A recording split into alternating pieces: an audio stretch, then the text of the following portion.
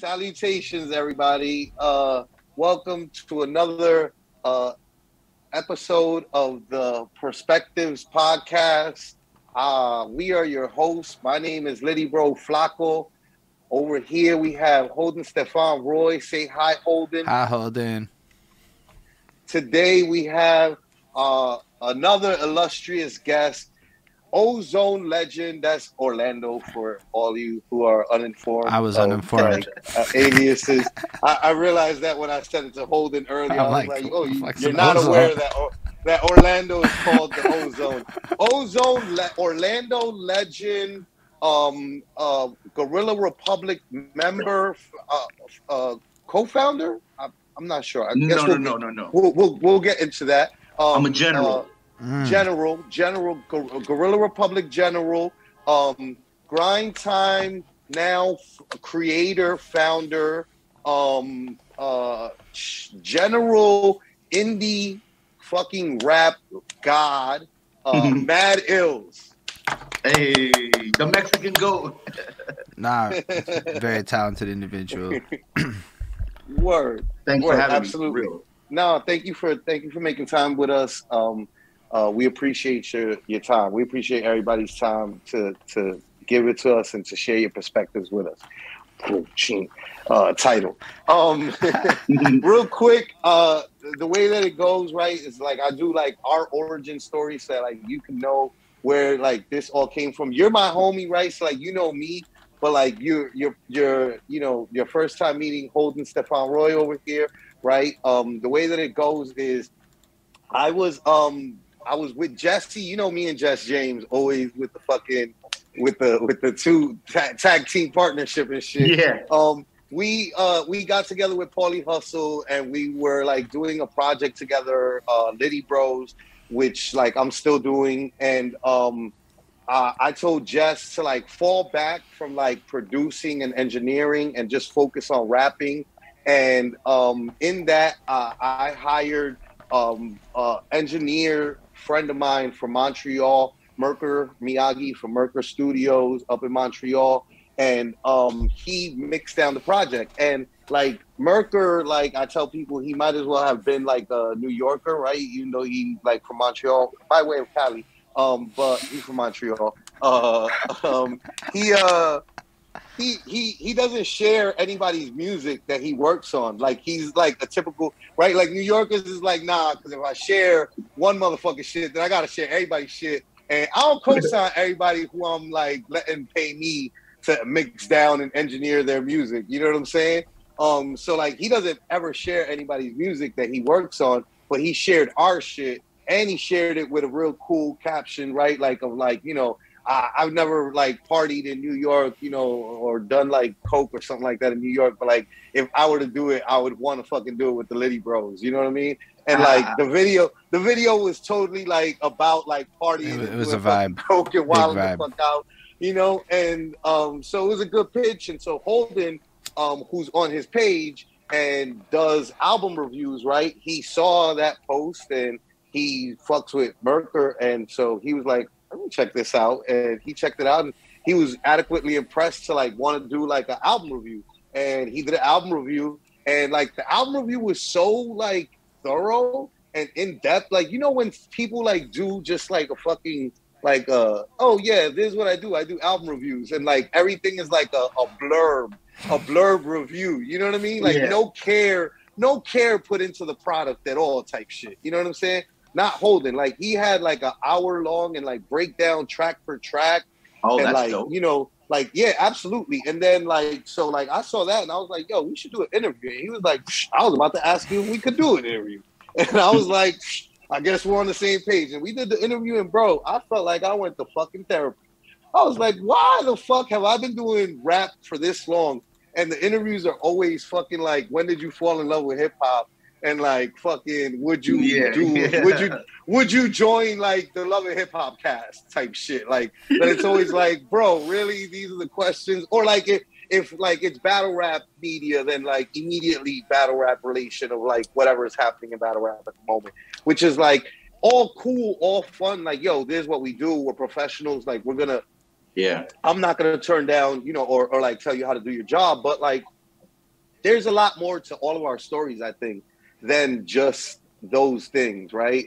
And so me and Holden set out on this journey, and like we're like a year and change in, like on our 50. This is what are we episode at now, 55. 54, 54. This is 55. 55. It's a nice number. It's a nice number. Right. Yeah, so here we You are. five So me? Holden has a bunch of questions that he likes to like. He you know what I mean, has his just way of doing it that like he loves to like go with, and I'm never gonna want to stop him, but I like to stop him before he gets started and be like, why don't you tell people your name, your what you're known as, where you're from, and where are your parents from? Is that the question to me? Yes, to you, Yes. sir. MADD ILLZ. Well,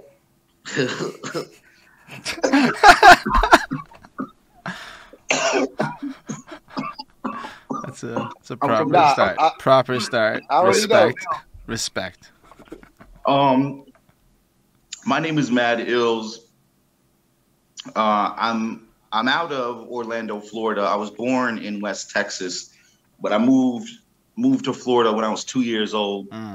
And have been living in Orlando, all over Orlando ever since. I'm 38 now.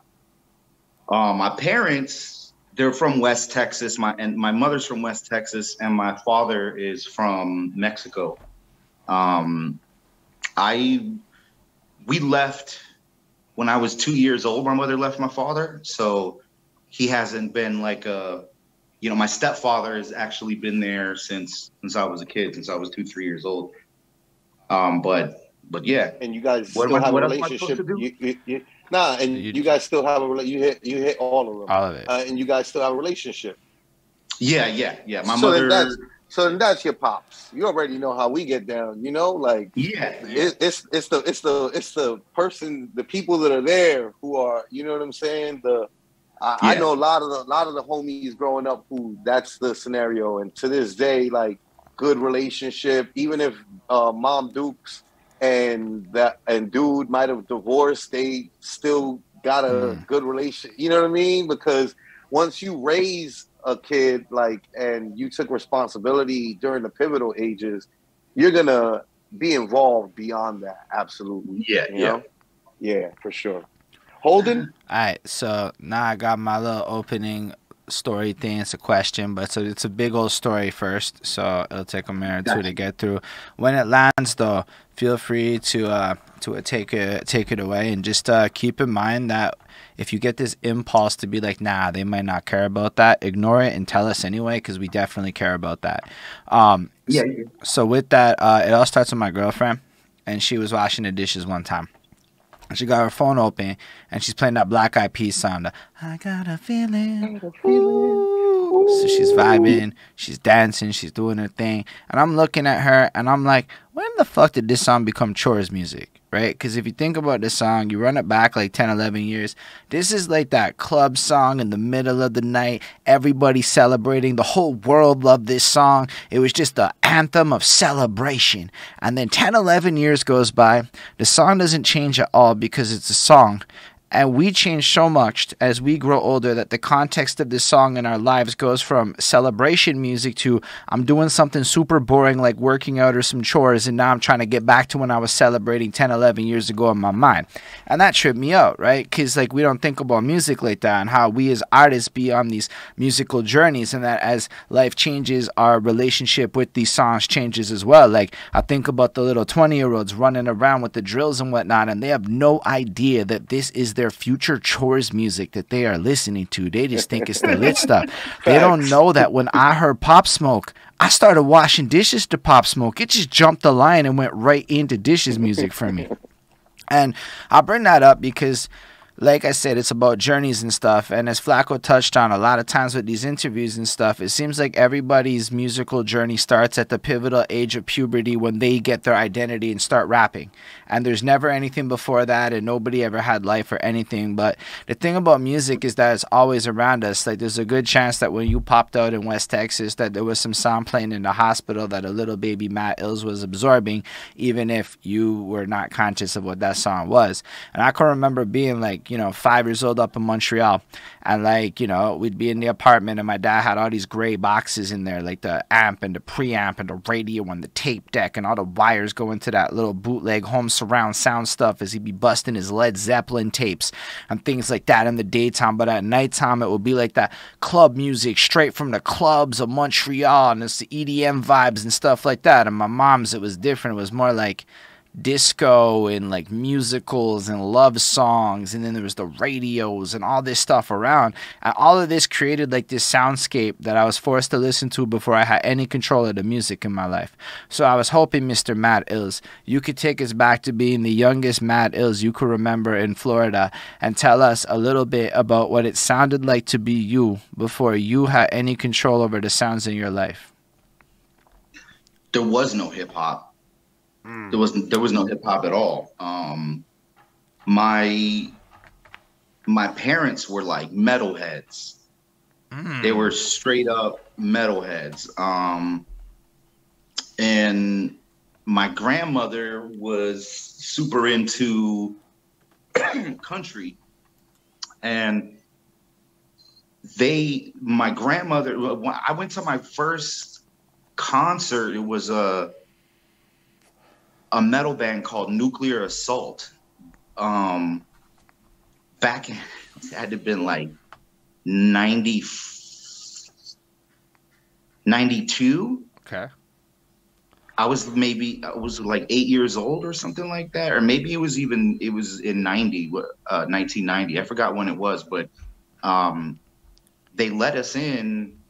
I remember my parents telling me they let us in because they thought it was cool that they had little kids here, and we really weren't supposed to be there. It was like a downtown venue, so like my first show was like a fucking thrash fucking metal show. That's wild. First concert I ever went to. My grandmother was really big on festivals, but like I said, she was in the country, so like every fucking country concert that came around, I was there. I was at every festival. She brought me to them, and it was really dope because I got to see what live stage shows look like in different genres. And in rock music, that shit is amazing. You know what I mean? Like when you have like Metallica and the stage is on fire and shit is like, people are falling off of ladders and shit. Like, and it's all like stages. I mean, they were kind of the first, right? Like rock bands were kind of like the first to like pyrotechnics and like big like fucking lights and you know, it's like the hair bands and the hair bands, like man, your Motley Crue, where they had the drummer was in a fucking cage and he's fucking spinning around, Tommy Lee and shit. So my grandfather, he taught me how to play guitar by ear. Whoa. When was that? And so I never learned how to read. I still can't read music to this day.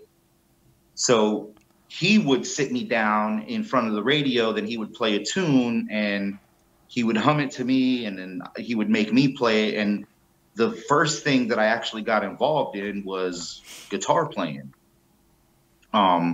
So that lasted up until about around when I was in like, I want to say like 6th grade, right up into middle school is when I started hanging out with my cousin a lot. And my cousin was like a senior, and that's when he listened to all the hip hop shit.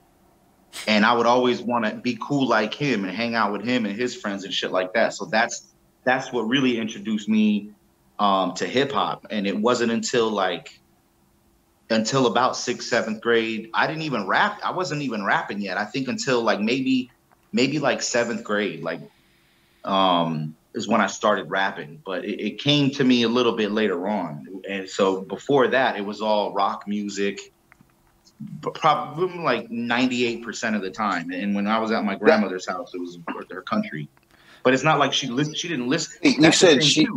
You said your grandma, what? She played a lot of country? Country, yeah. Yeah, she played country, but she didn't play country music while we were in the house. She only played it when we were going somewhere where we had a show. We were doing other things back then, other than just like listening to the radio. Like she introduced me to kung fu movies. She would take us to the store, and I remember she always rented a Shirley Temple movie and a fucking kung fu movie. It was dope as fuck. Like that my grandmother is the one that introduced me to kung fu movies. But yeah, it was a lot of rock shit before it was hip hop. You know what though? That's right. So like when I ask people like where their parents from, right? It's like low key way for me to try to like ask like what their ethnicity is. You know what I mean? Because 9 times out of 10, you know, like most times your family's gonna come from somewhere else. You know what I mean? If you're not like white American or black American, right? Like chances are your family aren't like, if you're Black American, chances are your family comes from the South or they're ingrained to the North, right? Like a lot of the homies that are like Harlem homies, like their family have been Penn, Brooklyn. His family's from Brooklyn for like a couple generations now, type shit, you know? But like I ask it because like me, for example, right? Like my mother's comes from Nicaragua and my father comes from Puerto Rico. So like it's like a tell, you know what I'm saying? Like I'm assuming that by you saying that you're the Mexican goat at the beginning, right? That you're both, your mother and father are Mexican. Yeah. Yeah. So like I find it interesting because like I've always like found it really interesting, like the like Latinos, right, as a whole are like they're like people say a lot right nowadays. I hear a lot on radio, like whether it's Breakfast Club or some Hot 97, you know, they say in reference to Black people, right, is like we're not a monolithic people, right? And that's absolute facts. And like Latinos are super not monolithic. Like Latinos change by region and by country and by like circumstances of parents, and like it's just really like weird how it changes by. But like I find it really interesting that Latinos as a whole all have this gravitational pull towards like rock, like heavy rock, like especially Mexicans too. Like there's like everywhere that I've ever been growing up, there was always like a group of like Mexicans dressed in all black that would like listen to like heavy metal, and that I'd just be like, okay, I guess that's the thing. I guess to be fair, I totally get it because heavy metal's kind of dope still, but yeah, no, I'm not criticizing. But I hear what you're saying about the cultural thing. But I just find it interesting. Right? It's actually wild because most of the people I've met that came up to Montreal from Mexico, in particular, all metalheads. Is what I'm saying. It is a strong genre amongst like Mexicans in particular, but also all Latinos. Like I find it like for the most part, because I come from New York City, and like I said, my father's Puerto Rican, my mom's Nicaraguan, but like New York City's like mostly Puerto Rican or Dominicans, as far as like the Latino groups, right? Now Mexicans are becoming like the dominant Latino group in New York City, actually, as well, as the rest of the entire country, where they're already the dominant Latin group, right? But like New York City, Puerto Ricans are not into like heavy metal like that. Like there's not like, that's not a thing, you know what I'm saying? But like with Mexican, it's like, and almost all the Mexican homies that I have these stories of like either mom or dad or abuelita or abuelito playing like no, but like this man's got snuck into the club as well. In country as well too, though. You know what I'm saying? Like country's the other one, which is like I think it's kind of like with Jamaicans, right? Because like in Jamaica, country music is really popular, and in Puerto Rico, right, folkloric music is really popular because it's the stories, right? Like the stories that draw all of our like ancestors in, because it's like this come from nothing story music. You know what I'm saying? And like so Texas is a big cowboy state. You know what I'm saying? Like it's definitely going to be popular there. Yeah, exactly. Exactly. I just find it interesting. I find it wild that your parents got you in the club because it was wrong to bring kids to the club. So that's why you got in, because in the spirit of good metal music, that's a wild introduction to regulations as a young boy. Yeah. And that was today. That club is the club downtown Orlando. Everybody goes. This is the club in the center of downtown, and it's like a regular, now it's like a nightclub playing hip hop music. That's wild. And to be clear, folks, like I'm pretty sure you can't get kids in there anymore. But you know what I mean? Once upon a time. But back in the old days, back before social media, back before somebody. Word, that's the old days and shit. It's before social media. BSM versus what would it be after? I don't know. AI after internet, something like that. Yeah, I like that.